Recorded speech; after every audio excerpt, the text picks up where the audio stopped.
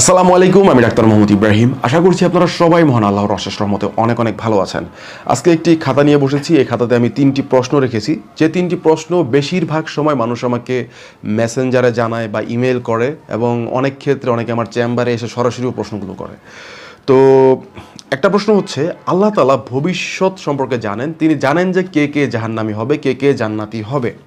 তাহলে কেন তিনি সব কিছু জেনেও জাহান্নামী মানুষ তৈরি করেছেন, বা কেন তাদের তাকদিরটা পরিবর্তন করে দেননি, বা কেন তিনি এই কাজটি করলেন? এটা তো আসলে কোনো ভালো কাজ করলেন না, এমনটা অনেকে বলে থাকেন। সো এই বিষয় নিয়ে আজকে প্রশ্নের জবাবটা দিব। তো এটা ছিল প্রথম প্রশ্ন।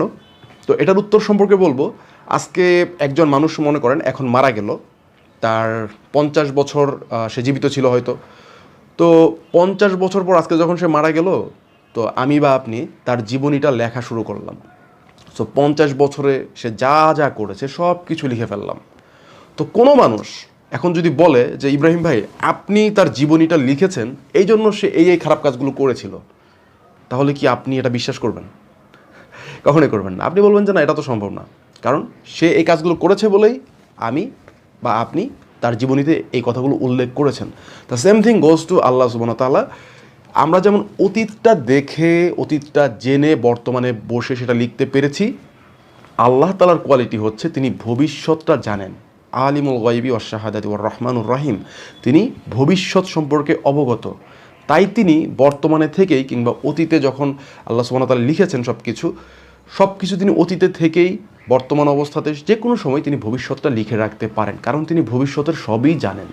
সো আমি আপনি যেমন বর্তমানে থেকে অতীতটা একদম নিশ্চিত হয়ে বর্তমানে লিখছি, এটাতে যেমন কোনো ভুল নেই, এর জন্য যেমন আপনি আমাকে দায় দিচ্ছেন না তার জীবনে সে যেটা করেছে সেটার জন্য, ঠিক একইভাবে আল্লাহ সুবহানাহু ওয়া তাআলা যেমন বর্তমানে বা অতীতে যেটা লিখে রেখেছেন ভবিষ্যতের কথা, সেটার জন্য আপনি আল্লাহ সুবহানাহু ওয়া তাআলাকে দায়ভুক্ত করতে পারবেন না, কারণ এটা আল্লাহর কোয়ালিটি। আল্লাহ তাআলা ভবিষ্যৎ সম্পর্কে জানেন। সো এর জন্য কোনোভাবে আল্লাহকে ব্লেম করা যাবে না। এটার জন্য মানুষ নিজেই দায়ী, মানুষ নিজেই তার অপকর্মের কারণে জাহান্নামে যাবে এবং শাস্তি ভোগ করবে। আল্লাহ সুবহানাহু ওয়া তাআলা জানেন যে কে কী করবে, সেটাই তিনি লিখে রেখেছেন। এতে কোনোভাবে আল্লাহকে ব্লেম দিবেন না। জাস্ট একটু সংক্ষেপে জিনিসটা বোঝানোর চেষ্টা করলাম। তাকদির অনেক বড় বিষয়, অনেক অনেক বড় ভাস্ট একটা জিনিস। জাস্ট কোনোভাবেই আপনারা আল্লাহ তাআলাকে ব্লেম দিবেন না, কারণ আল্লাহ তাআলা কোনো বান্দার উপরে জুলুম করেন না। এটাই হচ্ছে আল্লাহ তাআলার কথা। অ্যান্ড একটা হাদিসে এমনও রয়েছে যে আল্লাহ সুবহানাহু ওয়া তাআলা যদি তার প্রতিটা বান্দাকে, প্রতিটা সৃষ্টিকে যদি শাস্তি দেয়, এর জন্য তিনি জুলুমকারী হিসেবে গণ্য হবেন না, কারণ এই সব কিছুই তার, সব কিছুই তার। আমি আমার এই গ্লাসটা যদি এখন ছুঁড়ে ফেলে দেই, সবাই বলবেন কি যে এটা ওর গ্লাস, ও ফেলে দিয়েছে, এটা তো কারো অন্য কিছু ফেলেনি। ঠিক একইভাবে আল্লাহ সুবহানাহু ওয়া তাআলা আমাদের মালিক। তিনি শুধু আমাদের মালিক না, তিনি আমাদের খাওয়াচ্ছেন, পড়াচ্ছেন, সব কিছু করতেছেন। সো তার অবশ্যই পাওয়ার রয়েছে সব কিছু করার, কিন্তু তিনি কারোর উপর জুলুম করেন না। তিনি শুধু লিখে রেখেছেন যেটা আমরা করব, এবং তিনি জানেন বলেই সেটা লিখে রেখেছেন। সো এটা নিয়ে কোনোভাবেই কনফিউশনে পড়ার কোনো উপায় নেই। শয়তান যেন আপনাদেরকে ধোঁকা দিতে না পারে। দ্য সেকেন্ড কোশ্চেন ইজ, স্রষ্টার প্রমাণ কি? স্রষ্টা যে আছে এটার কি প্রমাণ রয়েছে? এই কোশ্চেনটা অনেকেই করে থাকেন। তো এই ক্ষেত্রে বলবো, যদি আপনি ফিজিক্যালি আল্লাহ তাআলাকে দেখে আল্লাহকে বিশ্বাস করতে চান, সেটা কোনোভাবেই পৃথিবীতে সম্ভব না। এটা আমি করতে পারবো না, এটা নবী রাসূল তারাও করতে পারেননি। এটার জন্য আগে থেকেই ক্ষমা চেয়ে নিচ্ছি। কিন্তু আপনি যদি এটা বলেন যে আল্লাহ যে আছেন, সেটার কিছু উদাহরণ দেন বা বুঝিয়ে বলেন কিভাবে বিশ্বাস করতে পারি জিনিসটার যে আসলে এক্সিস্টেন্স রয়েছে, সেটার একটু ফিল করব কিভাবে, তাহলে সেই ক্ষেত্রে অনেকভাবে আপনাকে বোঝানো সম্ভব। লাইক আপনি আমার এই চোখের যে গ্লাসটা দেখতে পাচ্ছেন বা চশমাটা দেখতে পাচ্ছেন, এটার কিন্তু একটা ডিজাইন রয়েছে। এখানে দুইটা গ্লাস, এখানে একটা ফ্রেম রয়েছে। তো এই ফ্রেমটা, এই গ্লাসটা একটা সমন্বয়ে আবদ্ধ হয়েছে। তো এটা তো একজন কারিগর ছাড়া হয়নি, অবশ্যই কেউ না কেউ এই চশমাটা বানিয়েছে। Same thing goes to my shirt. আমার শার্টটাও হয়তো কেউ না কেউ বানিয়েছে অবশ্যই, এবং একটা সুন্দর ডিজাইন করার চেষ্টা করেছে। এরকম অনেক জিনিস রয়েছে। আপনার হাতে হয়তো ঘড়ি থাকতে পারে, সেটার একটা ইউনিক ডিজাইন রয়েছে। তো প্রতিটা জিনিসেরই ইউনিক ডিজাইন রয়েছে, এবং তার পেছনে কারো না কারো হাত রয়েছে। কেউ না কেউ সেটাকে তৈরি করতেছে, একটা ইউনিক লুক দিতেছে। তো আমি আপনি মানুষ বা অন্যান্য পশু পাখি, মাছ, যেটাই বলেন না কেন, কতটা কমপ্লেক্সিটি নিয়ে তৈরি একবার চিন্তা করে দেখুন। আমাদের বডিতে রক্তনালী রয়েছে, আমাদের নার্ভাস সিস্টেম রয়েছে, আমাদের ভাস্কুলার সিস্টেম থেকে শুরু করে লিম্বিক সিস্টেম, আমাদের বডিতে অনেক অনেক জটিল জটিল বিষয় রয়েছে, এবং প্রতিনিয়ত সেগুলো আমাদেরকে বাঁচানোর জন্য কাজ করে যাচ্ছে। আল্লাহ সুবহানাহু ওয়া তাআলার সৃষ্টি কৌশলগুলো আপনি যদি একটু খেয়াল করেন, আপনার এই দুইটা চোখ যদি এখানে না থাকে, উপরে থাকে, নিচে থাকে, আপনাকে দেখতে কেমন লাগবে? টোটালি আপনাকে দেখতে খারাপ লাগবে। গরুর 4টা পা, সেখানে যদি গরুর 5টা পা থাকে, গরুকে দেখতে কেমন লাগবে? অবশ্যই খারাপ লাগবে। আল্লাহ সুবহানাহু ওয়া তাআলা পবিত্র কোরআনে বলেছেন, অতএব সর্বোত্তম স্রষ্টা আল্লাহ কত মহান, কত বরকতময়। সো আল্লাহ তাআলার সৃষ্টি কৌশল বা তার ডিজাইনগুলো এমনভাবে তিনি মানে তার সৃষ্টির মধ্যে করে দিয়েছেন, সেটার মধ্যে যদি আপনি একটু এদিক সেদিক করেন ডিজাইনে, তাহলেই সেটার সৌন্দর্য নষ্ট হয়ে যাবে। সো আমরা যদি বিশ্বাস করতে পারি যে আমাদের চশমা, আমাদের শার্ট কেউ না কেউ তৈরি করেছে, তাহলে আমরা এত কমপ্লেক্সিটি নিয়ে বেঁচে আছি, কেন বিশ্বাস করবো না যে আমাদেরকে কেউ না কেউ তৈরি করেছে? অবশ্যই একজন তৈরি করেছে।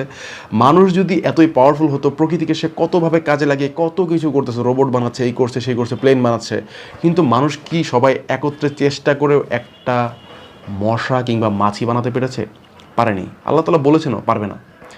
সো এটাই হচ্ছে ব্যাপার, যে প্রকৃতিকে আপনারা কেউ কেউ ভাবতেছেন সব কিছু, বাট প্রকৃতি সব কিছু না। প্রকৃতি আল্লাহ তাআলার নিয়ন্ত্রণের একটা সামান্য অংশ মাত্র।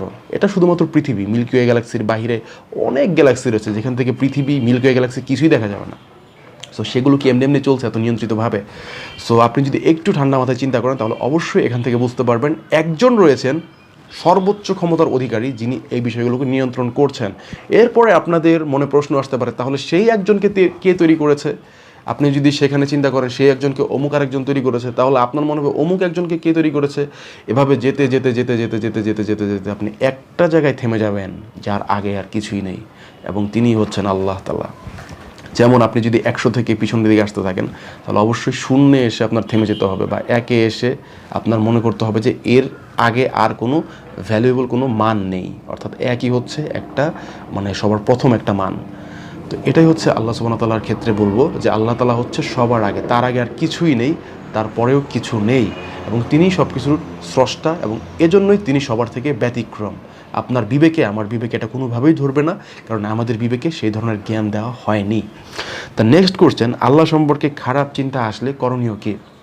প্রথমত, অনেকের ক্ষেত্রেই এমনটা হতে পারে যে আল্লাহ সম্পর্কে আপনার বেশ বাজে ধারণা চলে আসতেছে। আমাকে ওই দিন একজন ফোন দিয়ে বলতেছে যে ভাই, আমি নামাজে সেজদা দিচ্ছি, ওই মুহূর্তে তার মনে হচ্ছে যে সে কাকে সেজদা দিচ্ছে, আল্লাহ বলতে কি আসলে কেউ আছে? এই চিন্তা করার মাত্র সে নামাজ থেকে উঠে গিয়ে সে চিন্তা করা শুরু করে দিয়েছে, কি করবে বুঝতেছে না, শয়তান বারবার তাকে ধোঁকা দিচ্ছে। এখন এই বিষয়ে আমি আপনাদেরকে পরামর্শ দিব, যখনই আপনারা এই ধরনের কিছু ফেস করবেন বা ফিল করবেন যে আপনি শয়তানের ধোঁকায় পড়েছেন, বা আপনি এমন কিছু আল্লাহ সম্পর্কে চিন্তা করছেন বা ইসলাম সম্পর্কে চিন্তা করছেন যেটা আসলে আপনার মুখ দিয়ে উচ্চারণ করে আপনি মানুষকে বলতে পারবেন না, এই বিষয়গুলো আপনি কখনোই মুখে উচ্চারণ করবেন না, মুখ দিয়ে স্বীকৃতি দিবেন না। আপনার অন্তরে বা আপনার হৃদয়ে যে বিষয়টা শয়তান ওয়াসওয়াসা হিসেবে দিয়ে যাচ্ছে, সেটা অন্তরে আপনার সাধ্যের বাহিরে একটা জিনিস, কিন্তু আপনার সাধ্যের ভিতরে হচ্ছে, আপনি যেন সেটা মুখ দিয়ে না বলেন। আল্লাহ সুবহানাহু ওয়া তাআলা পবিত্র কোরআনে সূরা বাকারার 286 নম্বর আয়াতে বলেছেন, আল্লাহ তাআলা কাউকে তার সাধ্যের বাহিরের বোঝা অর্পণ করাবেন না। অর্থাৎ এর মানে হচ্ছে, যদি আপনি একটি মুখ দিয়ে না বলেন, মৌখিক কোনো স্বীকৃতি না দেন, তাহলে এটার জন্য আপনার অন্তরে যে বিষয়টা শয়তান ওয়াসওয়াসা হিসেবে ঢোকাচ্ছে আপনার সাধ্যের বাহিরে, এটার জন্য আল্লাহ সুবহানাহু ওয়া তাআলা আপনাকে জাহান্নামী করবেন না, আপনাকে আসামি করবেন না ইনশাআল্লাহ। সো এই হচ্ছে বিষয়। আসতেই পারে এই ধরনের খারাপ চিন্তা, সাহাবীদেরও এসেছে। সাহাবীরাও রাসূল সাল্লাল্লাহু আলাইহি ওয়াসাল্লামকে কোশ্চেন করেছে, রাসূল সাল্লাল্লাহু আলাইহি ওয়াসাল্লাম বলেছেন তোমরা অবশ্যই ঈমানদার, এজন্য এমনটা হচ্ছে, এবং শয়তান তোমাদের ঈমানটা চুরি করতে চাচ্ছে। আর ঈমান হচ্ছে সবচেয়ে মূল্যবান জিনিস। যত কিছু দেখেন পৃথিবীতে, যত চাকচিক্যময় যত কিছুই দেখেন না কেন, ঈমান, বিশ্বাস, যেটা দেখা যায় না খালি চোখে, আল্লাহ সুবহানাহু ওয়া তাআলা জানেন, শুধু আপনি আর আপনার রব জানেন, এই জিনিসটা হচ্ছে সবচাইতে দামি।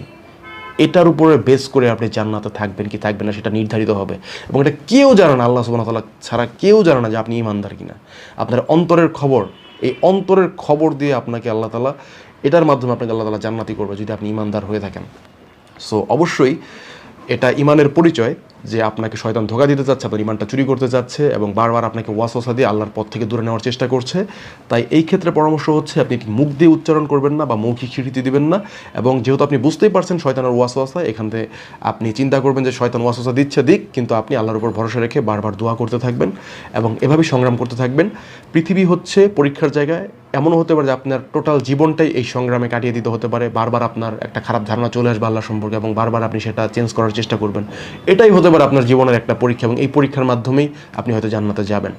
সো কোনো পরীক্ষাকেই ভয় পাবেন না, বরং আল্লাহর কাছে দোয়া করবেন যেন আল্লাহ তাআলা সব কিছু সহজ করে দেয়। তো এই 3টা প্রশ্ন বেসিক্যালি সবাই কম বেশি করে থাকে, তাই এই 3টা প্রশ্নের জবাব দিলাম। আপনারা অবশ্যই ভিডিওটি শেয়ার করবেন মানুষের কল্যাণের জন্য, যেন মানুষ যারা এই ধরনের সমস্যায় ভুগছে তারা যেন এই ভিডিওটি দেখে একটু হলেও যদি উপকৃত হয়, তাদের ঈমান যদি একটু হলেও আল্লাহর রহমতে বৃদ্ধি পায়, তাহলে এটা কম কি ভাই। তারা যদি এর বিনিময়ে আল্লাহ সুবহানাহু ওয়া তাআলার কাছে প্রিয় হয়ে যায়, আলহামদুলিল্লাহ, এর চাইতে বড় কিছুই আর আমাদের পাওয়ার নেই। আল্লাহ তাআলার সন্তুষ্টি হচ্ছে মূল বিষয়। তো আজকের ভিডিও এখানেই শেষ করছি বন্ধুরা। সবাই আল্লাহর রহমতে অনেক অনেক ভালো থাকুন, এই দোয়া করতেছি। আল্লাহ আপনাদেরকে অনেক অনেক ভালো রাখুন। আসসালামু আলাইকুম ওয়া রাহমাতুল্লাহি ওয়া বারাকাতুহু।